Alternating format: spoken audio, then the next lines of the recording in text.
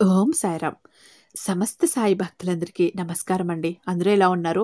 అందరూ కూడా బాబాగారి దయ వలన ఎప్పుడూ ఆనందంగా, ఆరోగ్యంగా ఉండాలని, మీరు కోరిన కోరికలన్నింటినీ కూడా బాబాగారు తీర్చేయాలని మీ తరపున నేను కూడా బాబాగారిని మనస్ఫూర్తిగా కోరుకుంటూ, ఈరోజు ముందుగా బాబాగారి పాదపద్మాలకి నమస్కారం చేసుకుంటూ వీడియోలోకైతే వెళ్ళిపోదాం. ఇక ఈరోజు బాబాగారు సాయి మాటగా నా నోట ఏం పలికించబోతున్నారు అంటే, బిడ్డ, కర్మఫలం నుండి ఎవ్వరూ తప్పించుకోలేరు తల్లి. ఎంతటి వారైనా సరే, వాళ్ళు వీరులు, శూరులు, ధీరులు అయినా కూడా తప్పించుకోలేరు. పాపకర్మ ఎవ్వరిని విడిచిపెట్టదు తల్లి. ముందు జన్మలో నువ్వు ఒక ఘోరమైన పాపం చేశావమ్మా. దానివల్లే నీకు ఇన్ని కష్టాలు, నువ్వు ఇప్పుడు అనుభవిస్తున్న ఈ కష్టాలన్నింటికీ కూడా కారణం అదే తల్లి. ఇప్పటికైనా కూడా నువ్వు చేసిన తప్పేంటో తెలుసుకో. ఇక ముందైనా ఆ తప్పు చెయ్యకుండా సరిదిద్దుకో. ఏ కారణం చేతనైనా నా మాటను వదులుకున్నావు, నిర్లక్ష్యం చేసుకున్నావు అంటే నీ అంత దురదృష్టవంతురాలు ఇంకొకరు ఉండరు తల్లి అంటూ ఈరోజు బాబాగారైతే ఇలా అంటున్నారండి. మరి బాబాగారు ఇలా ఎందుకు అంటున్నారు? బాబాగారి మాటల వెనుకున్న అర్థం ఏంటి, పరమార్థం ఏంటి, తప్పకుండా తెలుసుకుని తీరాలి. ఎందుకంటే బాబాగారు ఏం సందేశం తీసుకొచ్చినా, ఏం సూచన అందించినా, ఏ మాట చెప్పినా కూడా అది మన కోసమే అయి ఉంటుంది. మనల్ని మంచి దారిలో నడిపించటానికే బాబాగారు ఇలా చెప్తూ ఉంటారు. మరి బాబాగారి సందేశం వినబోయే ముందు మనకు తెలిసినటువంటి ఒక గురూజీ అండి. మీరు ఎన్నో చోట్ల జ్యోతిషం చెప్పించుకుని విసిగి వేసారిపోయి ఉంటారు, సరైనటువంటి రిజల్ట్ అనేది లేక. ఒక్కసారి ఆఖరిసారిగా అన్నట్టు ఇక్కడ ట్రై చేసి చూడండి. శ్రీ సాయిబాబా ఆశీస్సులతో జ్యోతిష్యం చెప్తారండి. ఉన్నది ఉన్నట్టుగా చెప్తారు గురూజీ సీతారామరాజు గారు. వీరి మొబైల్ నెంబర్ 96698732. మీకు ఎలాంటి సమస్య ఉన్నా కూడా చిటికలో పరిష్కరించి ఇచ్చేస్తారు. ప్రేమ, పెళ్లి, ఉద్యోగం, రాజకీయం, విదేశీ ప్రయాణం, ధనం నిలకడగా లేకపోవటం, భార్యాభర్తల మధ్య గొడవలు, ఆస్తి తగాదాలు, అప్పుల బాధలు, స్త్రీ పురుషులకు ఎటువంటి గుప్త సమస్యలు ఉన్న, వ్యసనాలకు బానిసై అందునుంచి బయటపడలేకపోయినా, సంతానం కోసమైనా, భార్యాభర్తల గొడవలైన, స్త్రీ పురుష వశీకరణ స్పెషలిస్ట్ అని కూడా చెప్పచ్చండి. ఎలాంటి ప్రాబ్లం అయినా అవ్వనివ్వండి, చిటికలో పరిష్కరించేస్తారు. స్క్రీన్ మీద కనపడుతున్నటువంటి ఈ నెంబర్కి ఒక్కసారి నమ్మకంతో కాల్ ట్రై చేసి చూడండి. ఇక బాబాగారి సందేశం వినబోయే ముందు ఒక చిన్న రిక్వెస్ట్ అండి. మన వీడియోకి ఒక చిన్న లైక్ ఇచ్చి వీడియో చూడటం మొదలు పెట్టండి. అలాగే మీ ఫ్రెండ్స్కి, మీ ఫ్యామిలీ మెంబర్స్కి, సాయి భక్తులందరికీ కూడా ఈ వీడియోని షేర్ చేయండి. మీ లైక్ అన్నది నాకు చాలా అమూల్యం అండి. లైక్ ఇవ్వటం అస్సలు మర్చిపోకండి. మన ఛానల్ని ఫస్ట్ టైం చూస్తున్నట్లయితే ఛానల్ని సబ్స్క్రైబ్ చేసుకుని మీ సపోర్ట్ నాకు అందివ్వండి. ఇక ఈరోజు బాబాగారు అయితే ఇలా అంటున్నారండి. బిడ్డ, కర్మఫలం నుండి ఎవ్వరూ తప్పించుకోలేరు తల్లి. ఎంతటి వారైనా సరే కర్మఫలం నుండి తప్పించుకోలేరు. తప్పించుకోవాలని ఎంత దూరం పరిగెత్తినా, పరుగులు పెట్టినా కూడా తప్పించుకోలేరు. ప్రతి ఒక్క మనిషికి, ప్రతి ఒక్క వ్యక్తి జీవితంలో కూడా ఈ కర్మ అనేది ఎప్పుడో ఒక్కసారి ఎదురయ్యి వారిని వెంటాడుతుంది, వేధిస్తుంది. ఎందుకంటే నువ్వు ముందు జన్మలో చేసిన పనులు అలాంటివి, కర్మలు అలాంటివి. ఆ కర్మలే దుష్కర్మలై ఈ జన్మలో నిన్ను బాధ పెడుతున్నాయి, నిన్ను వెంటాడుతున్నాయి. ఇప్పుడు నువ్వు ఈ జన్మలో ఏవైతే బాధలు పడుతున్నావో, కష్టాలు పడుతున్నావో, కన్నీళ్లు పెట్టుకుంటున్నావో, ఆర్థిక పరిస్థితులు కానీ, అనారోగ్య సమస్యలు కానీ, ప్రతి ఒక్క బాధ సమస్యకి కూడా కారణం అన్నది నువ్వు ముందు జన్మలో ఏవైతే చేశావో ఆ కర్మల వలన వచ్చిన ఫలమే తల్లి ఇది. ఆ కర్మ ఫలమే ఇప్పుడు నిన్ను వెంటాడుతోంది. బిడ్డ,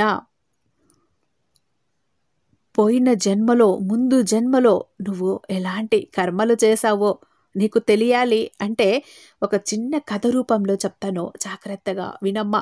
సాక్షాత్తు శ్రీకృష్ణుడే చెప్పిన ఈ కర్మఫలం గురించి నువ్వు గనక తెలుసుకున్నావు అంటే నీ జీవితంలో నువ్వు పొరపాటును కూడా, ఒక్క తప్పు కూడా చెయ్యవు తల్లి.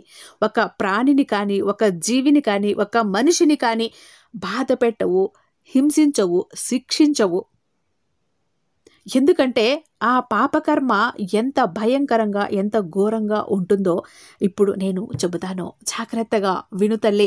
ఆ పాపకర్మ చెయ్యటం వలన, పాపకర్మ వెంటాడితే పరిస్థితులు ఎంత దారుణంగా ఉంటాయి, నీ జీవితం ఎంత దుర్భరంగా ఉంటుంది, నువ్వు ఎలాంటి పరిస్థితుల్ని ఎదుర్కోవాల్సి వస్తుంది, ఎన్ని కన్నీళ్లను అనుభవించాల్సి వస్తుంది అన్నది నీకు ఈరోజు చెప్తాను తల్లి. జాగ్రత్తగా గుండె నిబ్బరం చేసుకుని మరీ విను. నువ్వు ఇది కనుక విన్నావంటే మరి ఇంకొకసారి ఎలాంటి తప్పు పొరపాటు కూడా చెయ్యవు. చీమకు కూడా హాని అన్నది తలపెట్టవు అంటూ బాబాగారైతే ఈరోజు ఇలా అంటున్నారండి. బిడ్డ, నువ్వు ఎన్నో ఏళ్లుగా చేసిన పుణ్య ఫలాలన్నీ కూడా ఒక్క జన్మలో చేసిన ఆ పాప కర్మల నుంచి ఎలా తుడిచిపెట్టుకుపోతాయో ఈరోజు నేను నీకు చెబుతాను. చాలామంది అనుకుంటూ ఉంటారు, మేము ఎన్నో పూజలు చేశాం, ఎన్నో వ్రతాలు చేశాం, ఎన్నో నోములు నోచాం, ఎన్నో దానాలు చేశాం, ఎన్నో ధర్మాలు ఆచరించాం అని విర్రవీగుతూ ఉంటారు.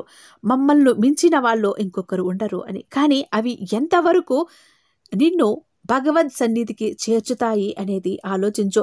అలాంటి ఒక సంఘటన మహాభారతంలోనే చోటు చేసుకుంది తల్లి. సాక్షాత్తు శ్రీకృష్ణుడు తెలియజేసిన ఆ సంఘటన ఏంటో నీ ముందు ఉంచుతాను. ఒక్కసారి నువ్వు మనసు పెట్టి ఆలోచించు. ఒకసారి కురుక్షేత్ర యుద్ధం ముగిసింది. కృష్ణుడు పాండవులను తీసుకుని హస్తినాపురానికి వస్తాడు.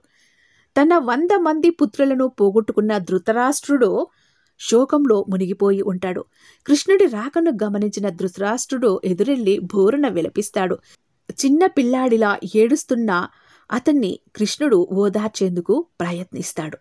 ధృతరాష్ట్రుడి దుఃఖం కోపంగా మారి కృష్ణుడిని నిలదీస్తాడు. అన్నీ తెలిసి కూడా మొదటి నుంచి జరిగేదంతా చూస్తూ కూడా సాక్షాత్తు భగవంతుడువైన నువ్వు ఎందుకు మిన్నకుండిపోయావు కృష్ణ? ఇంత ఘోరాన్ని ఎందుకు ఆపలేదు? కావాలని ఇదంతా ఎందుకు జరగనిచ్చావు? ఈరోజు తనకు 100 మంది పుత్రులను పోగొట్టుకునే స్థితి ఎందుకు కలుగజేశావు అని నిలదీస్తాడు. అందుకు అన్నీ తెలిసిన కృష్ణుడు ఇలా సమాధానం ఇస్తాడు. ఓ రాజా, ఇదంతా నేను చేసింది కాదు, నేను జరగనిచ్చింది అంతకంటే కాదు. ఇదలా జరగటానికి, నీకు పుత్రశోకం కలగటానికి అన్నింటికీ కారణం నువ్వు. నీ కర్మ 50 జన్మల క్రితం నువ్వొక కిరాతకుడైనటువంటి ఒక వేటగాడివి. ఒకరోజు వేటకు వెళ్ళి రోజంతా వేటాడినా నీకు ఏమీ దొరకని సందర్భంలో ఒక అశోక వృక్షం మీద 2 గువ్వల జంట వాటి గుడ్లతో నివసిస్తున్నాయి. వాటిని నీవు చంపబోగా ఆ 2 పక్షులు నీ బాణాన్ని తప్పించుకుని బతకగా అప్పటికే సహనం నశించిన వాడివై కోపంతో ఆ గూటిలో ఉన్న 100 గుడ్లను ఆ 2 పక్షులు చూస్తుండగా విచ్ఛిన్నం చేశావు. తమ కంటి ముందే తమ 100 పిల్లలు విచ్ఛిన్నం అవుతున్నా కూడా ఏమీ చెయ్యలేని నిస్సహాయ స్థితిలో చూస్తూ ఉండిపోయాయి ఆ పిట్టలు 2. ఆ పక్షుల గర్భశోకం దుష్కర్మగా నిన్ను వదలక వెంటాడి ఈ జన్మలో నిన్ను ఆ పాపం నుంచి విముక్తుడిని చేసి కర్మబంధం నుంచి విడిపించింది. నువ్వు ఎన్ని జన్మలెత్తినా, ఎక్కడ ఉన్నా, ఎవరు నిన్ను ఉపేక్షించినా, ఎవరు నిన్ను శిక్షించలేకపోయినా నీ కర్మ నిన్ను తప్పకుండా వెంటాడుతుంది. వదలక వెంటాడి ఆ కర్మఫలాన్ని అనుభవింపజేస్తుంది. కర్మ నుంచి ఎవ్వరూ కూడా తప్పించుకోలేరు అని కృష్ణుడు ఇలా సమాధానం చెప్తాడు. ధృతరాష్ట్రుడు సమాధాన పడ్డట్టు అనిపించినా మళ్ళీ కృష్ణుడిని తిరిగి ప్రశ్నిస్తాడు. కర్మ అంత వదలనిదే, మొండిదే అయితే 50 జన్మలు ఎందుకు వేచి ఉన్నట్లు కృష్ణ? ముందే ఎందుకు శిక్షించలేదు అని ప్రశ్నిస్తాడు. అందుకు కృష్ణుడు చిరునవ్వు నవ్వి, ఓ రాజా, 100 మంది పుత్రులను ఒకే జన్మలో పొందాలంటే ఎంతో పుణ్యం చేసుకోవాలయ్యా, ఎన్నో సత్కర్మలు ఆచరించాలి. ఈ 50 జన్మలు నువ్వు 100 మంది పుత్రులను పొందటానికి కావలసిన పుణ్యాన్ని సంపాదించావు. 100,000 మంది పుత్రులను పొందేందుకు పుణ్యం నీకు లభించాక నీ కర్మ తన పని చేయటం మొదలుపెట్టింది అని సెలవిస్తాడో కృష్ణుడు. అది విన్న ధృతరాష్ట్రుడు ఒక్కసారిగా కుప్ప కూలిపోతాడు. బిడ్డ, జన్మలుగా సంపాదించుకున్న పుణ్య ఫలాలన్నీ ఏ జన్మలో ఎలా తుడిచిపెట్టుకుపోతాయో ఎవ్వరికీ తెలియదు.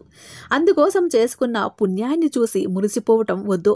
అహంకారం, మమకారాలకి దూరంగా ఉండి అంతా భగవదేచ్ఛ అని ఆయనకి అర్పితం చేయటం కన్నా ఇంకా ఈ జీవితానికి ఏం కావాలి బిడ్డ? చూసావుగా తల్లి, పురాణ పురుషులకే తప్పలేదు కర్మఫలం నుంచి తప్పించుకోవటం. దేవాది దేవతలకే తప్పించలేదు పూర్వజన్మ కర్మఫలం నుండి తప్పించుకోవటం. మరి సామాన్యమైన మనిషివి, నిమిత్త మాత్రుడివి, నువ్వెంత? ఆ కష్టం నాకొచ్చింది, ఈ కష్టం నాకొచ్చింది, నేను ఏ జన్మలో ఏ పాపం చేశానో ఎవరి ఏడుపు తగిలిందో, ఎవరి ఉసురు తగిలిందో, ఎవరి కన్నీళ్లు కొట్టుకున్నాయో, నేను ఇలా అయిపోయాను, ఎవరి శాపనార్థాల వలన నేను ఇలా అయ్యానో అంటూ విలవిల్లాడిపోతావు కదా బిడ్డ. ఈ జన్మలో నువ్వు మంచిగా ఉండొచ్చు, మంచి కార్యాలే చేసిండొచ్చు, మంచి కర్మలే చేసిండొచ్చు, 10 మందికి సహాయపడి ఉండొచ్చు. కానీ ముందు జన్మలో నువ్వు ఏం చేశావో ఎవరికి ఎరుక?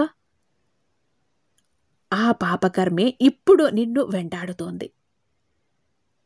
అందుకే ఈ జన్మలో అయినా ఎలాంటి పాప కర్మలకు ఒడికట్టకుండా, ఎవరిని బాధించకుండా, ఎవరిని హింసించకుండా, ఎవరిని శిక్షించకుండా, ఏ ప్రాణికి, జీవికి, మనిషికి ఎవ్వరికీ కూడా చీమంత రవ్వంత హాని కూడా తలపెట్టకుండా నువ్వు ఈ జన్మలో బ్రతికితి జీవిస్తేనే వచ్చే జన్మలో నువ్వు సంతోషంగా, కన్నీళ్లు కడగళ్ళు లేకుండా, కష్టాలు లేకుండా బ్రతకగలవు.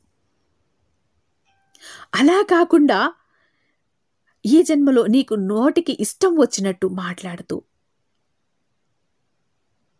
అందరినీ బాధ పెడుతూ, హింసిస్తూ, అందరి గురించి చెడుగా మాట్లాడుకుంటూ, ఆకలంటూ నీ దగ్గరికి వచ్చిన వారికి అన్నం పెట్టక, దాహమంటూ వచ్చిన వారికి నీళ్ళివ్వక, ఏ పక్షో ప్రాణో నీ దగ్గరికి ఆకలితో నిన్ను ఆశ్రయిస్తే వాటిని తరిమి కొట్టక, ఎప్పటికైనా మంచి కర్మలనే చెయ్యి, మంచి మాట్లాడు, మంచిని కోరు, మంచిగా నడుచుకో, మంచిగా జీవించు. కుదిరితే నీకు చేతనైతే చేతనైనంత సహాయం చెయ్యి. మంచిగా మాట్లాడటానికి కుదిరితే మంచిగా మాట్లాడు. నీకు మంచిగా మాట్లాడటానికి కుదరలేదా, సహాయం చెయ్యటానికి వీలు కాలేదా, మౌనంగా ఉండిపో. అంతేకాని ఎవరికీ హాని మాత్రం చెయ్యకు బిడ్డ. ఎందుకంటే నువ్వు ఈ జన్మలో ఏం చేస్తావో వచ్చే జన్మలో అదే అనుభవిస్తావు.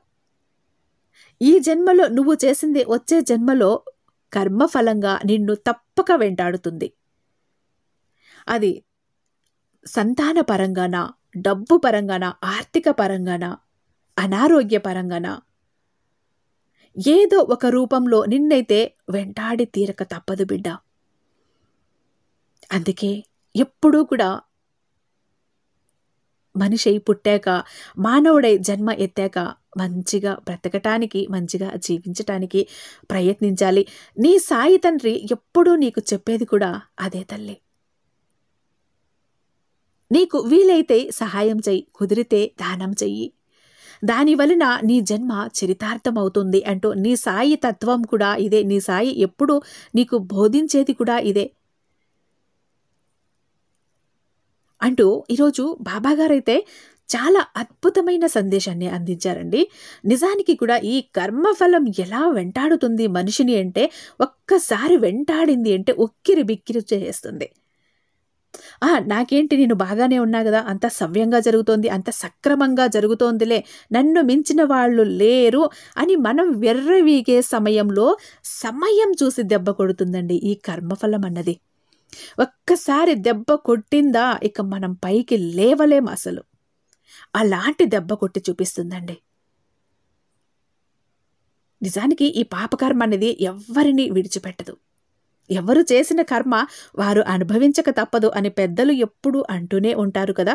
అదే మరి ఈ పాపకర్మ. కాబట్టి ఇకనైనా మనం బాబాగారి సందేశం విని అర్థం చేసుకుని ఇక మీదటైనా మంచి కర్మలను చేసి మంచిగా జీవిద్దాం అని ఆశిస్తూ, జీవిస్తారని ఆశిస్తూ, ఐ హోప్ ఈ వీడియో మీకు నచ్చే ఉందని భావిస్తూ, రేపు మరొక బాబాగారి అద్భుతమైన సందేశంతో మీ ముందుంటాను. అంతటిదాకా సర్వేజన సుఖినో భవంతు. ఓం సాయిరామ్.